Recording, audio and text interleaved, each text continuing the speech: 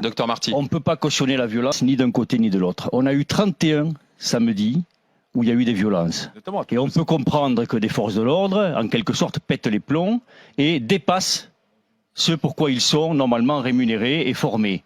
On a des engins qui sont extrêmement dangereux, qui sont des armes de guerre, qui sont avec des visées laser, qui ont une précision de 15 cm à 30 mètres. Ce qui veut dire que quand on vise quelqu'un dans la tête, on le vise pour le toucher à la tête. Il n'y a pas d'erreur possible. On a des balles en caoutchouc dur qui ont une force de 200 joules. C'est comme si on vous lâchait un parpaing de 20 kilos à hauteur de 1 mètre dans la tête.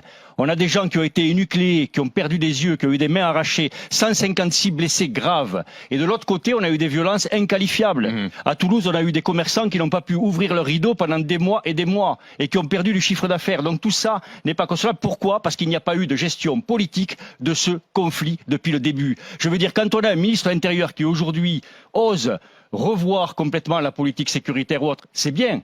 Mais que n'ont-ils pas fait cela dès le départ en gérant politiquement ce conflit ? On n'a jamais vu un seul pays qui a 6 mois comme ça de conflits et de manifestations permanentes. Les violences viennent de là et l'utilisation de ces armes est dévoyée parce qu'au bout d'un moment, vous avez des gens qui ne peuvent plus du tout se maintenir. L'immanquable grande gueule.